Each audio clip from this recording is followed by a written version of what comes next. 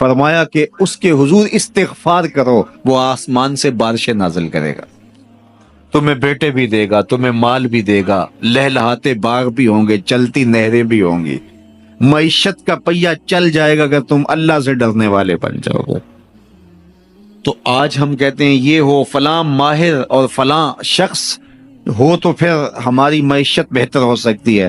اللہ نے کہا استغفار کرنا سیکھ لو، میں تمہارے لیے رحمتوں کے دروازے کھول دوں گا، رحمتوں کے در کشادہ کر دوں گا، پیچیدگیاں ختم ہو جائیں گی، مشکلیں آسان ہونے لگیں گی اگر تم اللہ سے ڈرنا سیکھ جو، اس کے حضور استغفار کرنا سیکھ جاؤ۔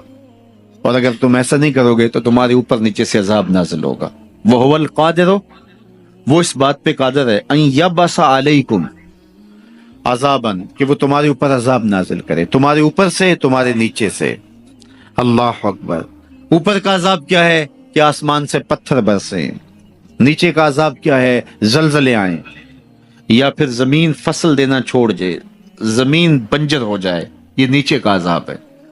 حضرت عبداللہ ابن عباس رضی اللہ تعالیٰ عنہ فرماتے ہیں اوپر کا عذاب یہ ہے تمہارے حکمران نااہل ہوں، اور نیچے کا عذاب یہ ہے تمہاری اولادیں نافرمان ہو جائیں۔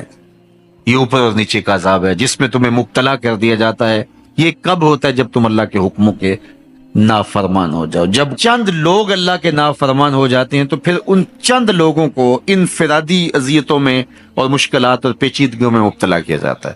لیکن جب کوئی قوم من حیث المجموع اللہ کے حکموں کو توڑتی ہے اور اس کے حکام سے روح گردانی کرتی ہے تو پھر پوری قوم کو مشقتوں میں، اذیتوں میں، تکلیفوں میں مبتلا کر دیا جاتا ہے۔ اس کا علاج کیا بتایا؟ استغفار۔ حضرت نوح علیہ السلام نے جو اپنی قوم سے کہا تمہیں مال بھی ملے گا، تمہیں دولت بھی ملے گی، تمہیں بیٹے بھی ملیں گے، سرسبز جو ہے وہ باغات بھی نصیب ہوں گے، ان کی شاخیں پھلوں سے لدی ہوئی ہوں گی، چلتی ہوئی نہریں اور برستی ہوئی بارش، ساون کے نچڑتے ہوئے بادل، اور ماحول کی خنکیاں اور خوبصورتیاں اور جمال اور لہلہاتے ہوئے سبزے، اور تمہارے اوپر ہر طرح کی عنایات برسیں گی اگر تم اللہ سے ڈرنا سیکھ جاؤ گے اور اللہ کے حضور استغفار کرنا سیکھ جاؤ گے، تمہیں خوشحال اور خوبصورت زندگی عطا کر دی جائے گی۔ اللہ اکبر۔ لیکن اگر تم ایسا نہیں کرو گے تو تمہاری معیشت تنگ کر دی جائے گی۔ استغفار کریں، تقوی کے خوگر ہو جائیں، شکر کرنے کی عادت ڈالیں۔ جو شکر کرتے ہیں اللہ تعالیٰ ان کو اور زیادہ عطا فرماتا ہے، دنیا میں بھی اور آخرت میں بھی۔ اس طرح دوسروں کی پریشانیاں دور کریں، اللہ آپ کی پریشانیاں دور کرے گا۔ بانٹنے کا مزاج پیدا کریں، آپ کے پاس جو بھی ہے بانٹ دیں، علم ہے تو بانٹیں، خوشیاں ہیں تو بانٹیں، آپ کے پاس دولت ہے تو لوگوں کے دکھ اس دولت سے دور کرنے کی کوشش کریں۔ جب آپ بانٹنا شروع کر دیں گے تو آپ کا رب آپ کو عطا کرنا شروع کر دے گا۔ یہ بات ہو نہیں سکتی کہ انسان کی زندگی میں مشکل نہ ہو۔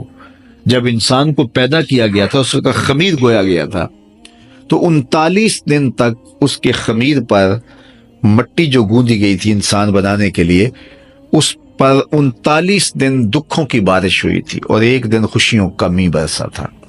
تو انسان کی زندگی میں خوشیاں اور غم اس تناسب سے ہیں۔ لَقَدْ خَلَقْنَا الْإِنسَانَ فِي قَبْضٍ، انسان کی زندگی مشقتوں کا مجموعہ ہے، حالات کی تلخیوں کے سے مقابلہ کرنا پڑتا ہے۔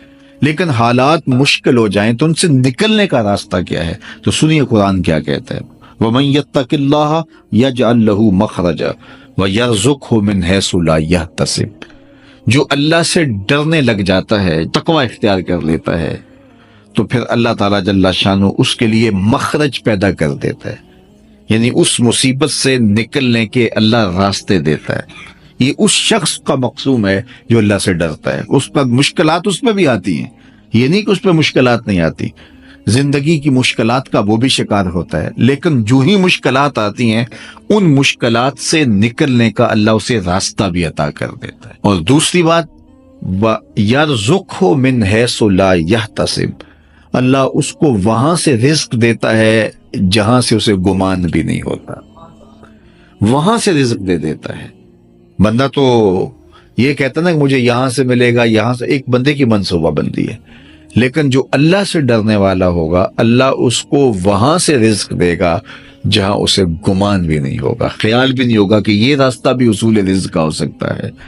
تو یہ میرے رب کا وعدہ ہے اور میرے رب کے وعدے سچے ہیں۔ تو جب تم اللہ سے ڈرنے لگو گے تو یہ تخت و تاج، یہ دنیا کی عزتیں، یہ تمہارے قدموں میں ہوں گی۔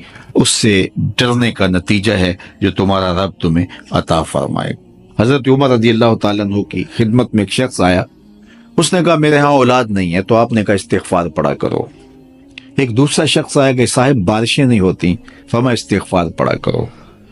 تیسرا شخص حاضر خدمت ہوا اور کہا کہ ہمارے ہاں قحط کا عالم ہے، فرمایا کہ استغفار پڑھا کرو۔ تو کوئی پاس بیٹھا تھا، اس کے اٹھ کے جانے کے بعد کہا کہ مختلف لوگ مختلف سوال لے کر آئے اور آپ نے ایک ہی جواب دیا کہ استغفار پڑھا کرو۔ تو کہا میں نے اپنے طرف سے تھوڑا دیا، یہ تو میرے رب کا فرمان ہے۔ کہا وہ کیسے؟ کہا سورہ نوح پڑھو، فَقُلْتُ اسْتَغْفِرُوا رَبَّكُمْ۔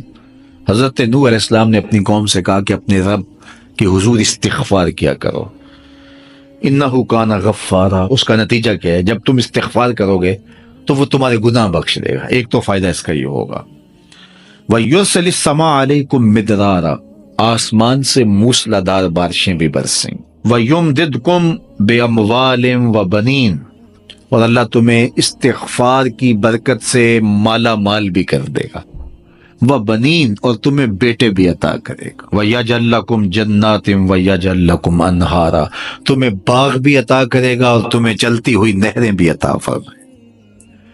آج میں سمجھتا ہوں کہ پاکستانی قوم کو اجتماعی استغفار کی ضرورت ہے۔ آپ کے دریاؤں کا پانی سوکھ گیا، استغفار کریں گے اللہ تعالیٰ ان کو پانیوں سے مالا مال کر دے گا، بارشیں ہوں گی، قحط سالیاں دور ہوں گی، بے اولادوں کو استغفار سے اولاد نصیب ہوگی، اور معیشت کی بہتری جو ہے وہ استغفار کے ذریعے سے ہوتی ہے۔ تو یہ 5 چیزیں بیان فرمائی، تو استغفار سے خوشحال زندگی کا تصور ابھرتا ہے۔ آقا کریم نے ارشاد فرمایا جس نے استغفار کو لازم کر لیا تو اللہ تعالیٰ جل شانہ ہر غم سے، ہر مشکل سے، ہر تکلیف سے اس کے لیے کشادگی پیدا کر دے گا، ہر اذیت دور کر دے گا، اور ہر مشکل اور ہر پیچیدگی سے اس کے لیے راستہ پیدا کرے گا، اور اللہ تعالیٰ جل شانہ اس کو وہاں سے رزق دے گا جہاں اسے گمان بھی نہیں ہوگا۔ اللہ اکبر۔ حضرت انس رضی اللہ تعالیٰ عنہ سے ایک روایت سن لیجئے، کہتے ہیں کہ رسول کریم صلی اللہ علیہ وآلہ وسلم نے فرمایا کہ جس طرح تانبے کو، لوہے کو، دھاتوں کو زنگ لگتا ہے، اس طرح دلوں کو بھی زنگ لگتا ہے، اور فرمایا زنگ کو اتارنے کے لیے جو چیز بنائی گئی ہے وہ استغفار ہے۔ تو استغفار دلوں کا زنگ اتارتا ہے۔ قرآن مجید کی تلاوت، کثرت ذکر، موت کی تذکیر اور استغفار، یہ دلوں کا زنگ اتارتا ہے۔ اللہ اکبر۔ تو یہ آپ کے سامنے جو احادیث رکھی گئی ہیں، اللہ ہمیں ان سب پہ عمل کی توفیق عطا فرمائے۔ کثرت کے ساتھ لا الہ الا اللہ اپنے معمولات زندگی میں شامل کریں، یہ تجدید ایمان کا ذریعہ ہے۔ اسی طرح سبحان اللہ و بحمدہ یہ دن میں 100 مرتبہ اپنے معمولات میں شامل کر لیں۔ اگر سمندر کی جھاگ سے بھی زیادہ یا اس کے برابر بھی گناہ ہوئے تو یہ کلمات صرف 100 مرتبہ پڑھنے سے سارے گناہ بخش دیے جاتے ہیں۔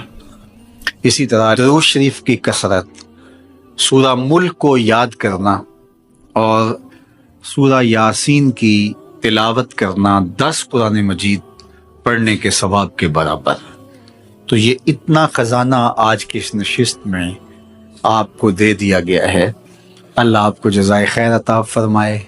تو یہ یاد کر لیں ماہ سیام کے اندر، انشاءاللہ آپ کو بڑا نور نصیب ہوگا۔ بہت ساروں کو تو یاد ہوگی، اور جس کو نہیں ہے تو پڑھنا تو آج سے شروع کر دیں سورہ ملک روزانہ۔ لیکن باقی حضور کی جو آرزو تھی، حضور نے ایک تمنا کی ہے، حضور کے دل میں ایک خواہش تھی کہ اگر یہ ہو جائے تو امت کے بھلے کی بات ہے، تو فائدہ تو ہمارا ہوگا، خوش حضور ہو جائیں گے۔ اللہ اکبر۔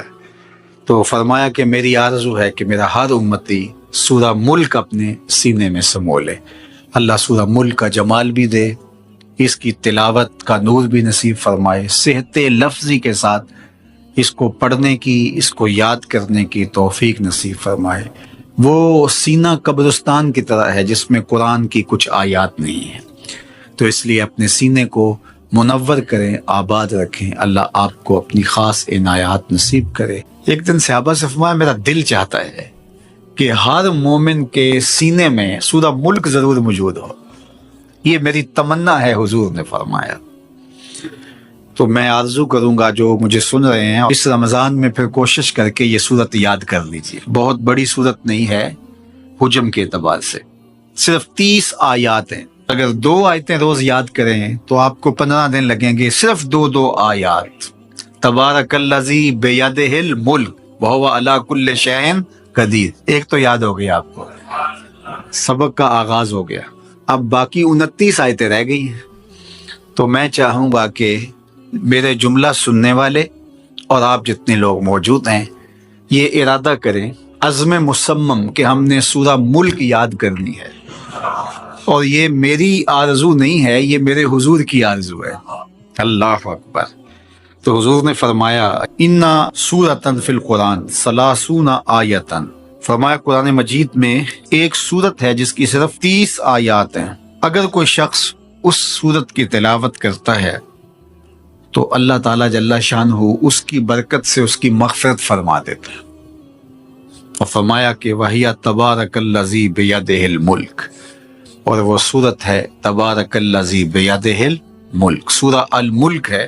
مجھے امید ہے کہ آج جا کر ہی آپ جو ہے وہ اس سبق کو شروع کر دیں گے، اور اگر آپ کو 5 آیتیں بھی آج یاد ہو گئی یا 3 آیتیں بھی یاد ہوگی تو آپ کو لگے گا کہ کوئی مشکل کام نہیں ہے۔ تو اس رمضان المبارک میں سورہ ملک ضرور یاد کر لیجئے گا۔